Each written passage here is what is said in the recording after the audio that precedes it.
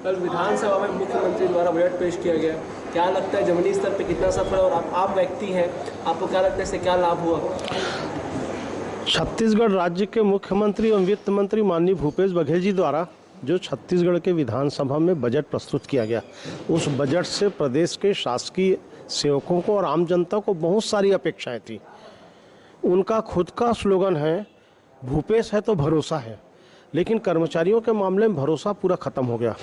हम महंगाई भत्ता 9% लंबित है वो मिलेगा सोच रहे थे, 7वां वेतनमान का एरियर्स मिलेगा सोच रहे थे, वेतन वृद्धि जो रुकी हुई है वो मिलेगा सोच रहे थे। उसके अलावा भी आपको बता दूं, कोरोना में जिनका निधन हुआ है उनको 1 रुपया भी क्षतिपूर्ति तो मिला नहीं। उनके परिवार के सदस्य आज अनुकंपा नियुक्ति के लिए घूम रहे हैं। उनको तृतीय श्रेणी में 10% का सीमा बंधन होने के कारण अनुकंपा नियुक्ति नहीं मिल रहा है। हम मुख्यमंत्री जी से अपेक्षा करते हैं कि इस बजट में फिर से पुनर्विचार करें और प्रदेश के शासकीय कर्मचारियों को, मेरा कर्मचारी बार बार फोन कर रहा है, जिलों से आ रहा है, क्या हुआ तेरा वादा?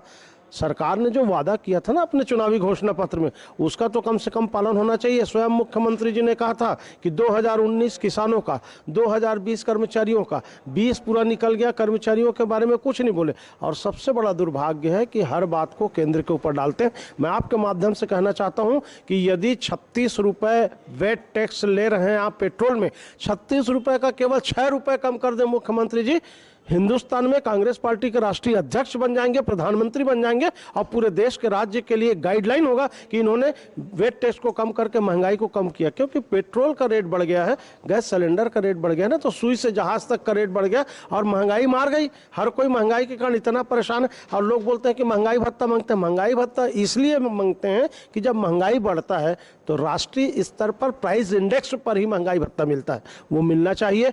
और 7वें वेतनमान में आप कल्पना करो, रायपुर राजधानी में केंद्रीय कर्मचारी जो रह रहे हो 7वां वेतनमान में गृह भाड़ा भत्ता, नगर क्षतिपूर्ति भत्ता हमसे 1.5 गुना पा रहे हैं। और हम जो है आज भी 6वें वेतनमान में अटके हुए। मुझको रायपुर राजधानी में आप लोग बता दिए ऐसा कोई बाजार हो कि केंद्रीय कर्मचारी को 10 रुपया में आलू मिलेगा और राज्य सरकार के कर्मचारी को 8 रुपये में मिलेगा।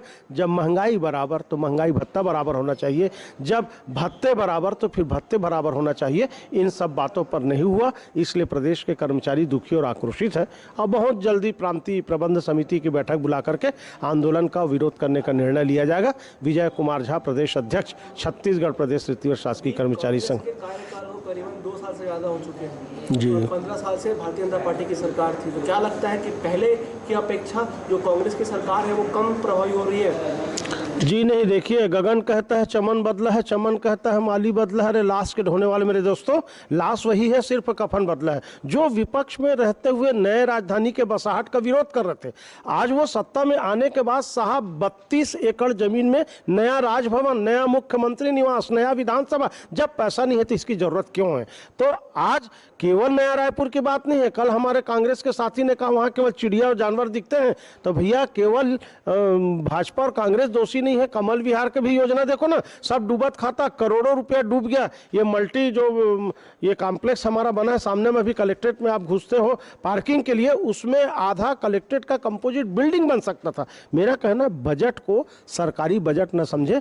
हर आदमी जैसे अपने घर के बजट को बनाता है खर्चे को, सरकार के बजट को यदि अधिकारी, कर्मचारी, जनप्रतिनिधि अपना बजट समझ लें तो कोई समस्या नहीं आएगा। एक तरफ हम 2004 के बाद हमारे शासकीय कर्मचारियों का पेंशन बंद है। आपको मालूम होगा ओपी चौधरी जी जो चुनाव लड़े, कलेक्टर थे, इस्तीफा दे करके, वो 2008 के आईएएस हैं। आज भाजपा का सरकार था, प्रधानमंत्री नरेंद्र मोदी को चाहिए था कि 2004 के बाद पेंशन देना था। आज ओपी चौधरी जी को पेंशन नहीं मिल रहा है साहब। तो वैसे लाखों कर्मचारी प्रदेश के हैं 2004 के बाद वो पेंशन से वंचित है।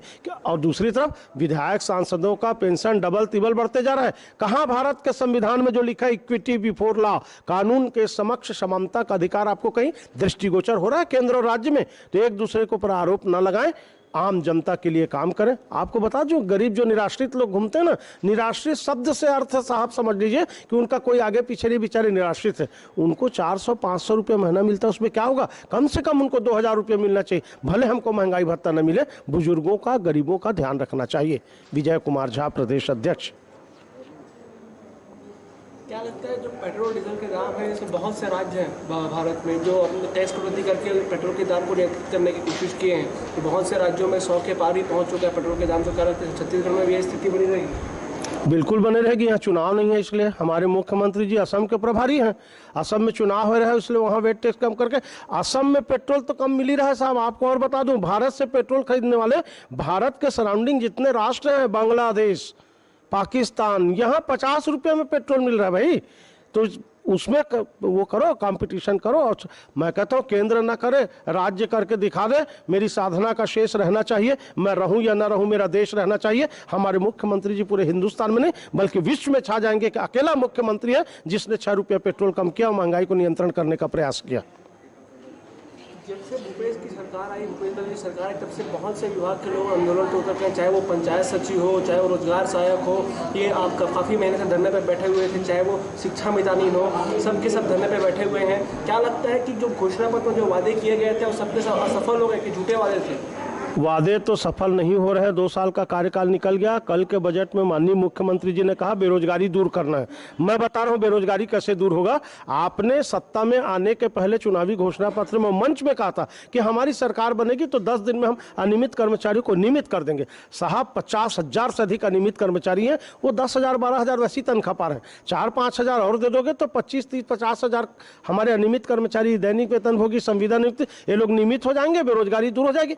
स्कूल सफाई कर्मचारी बेचारे 99% हमारे SC ST कर्मचारी हैं, उनको साहब 2 घंटा काम कराते हैं, 2,000 रुपया महीना देते हैं। वो नियमितीकरण की बात अभी नहीं कर रहे हैं, कम से कम अंशकालिक से पूर्णकालिक कर दिया जाए, महीने में 10,000 रुपये मिलना चाहिए। यदि उनको दे देंगे तो 47,000 स्कूल सफाई कर्मचारी एक प्रकार से नियमित हो जाएंगे और सरकार का श्रेय जाएगा कि इन्होंने इनको पूर्णकालिक किया। तो करने की यदि इच्छा शक्ति है तो रास्ते बहुत हैं, और नहीं करना है तो एक ही है, केंद्र नहीं दे रहा है, पैसा नहीं है, केंद्र जाने, केंद्र के ऊपर डालना, तो ये उचित नहीं है। मेरा बच्चा है, यदि पड़ोसी नहीं खिलाएगा तो मेरी जवाबदारी है, मैं उसको खिलाऊंगा भी, पढ़ाऊंगा भी, उसके लिए कपड़े लत्ते सब लूंगा। It is my duty.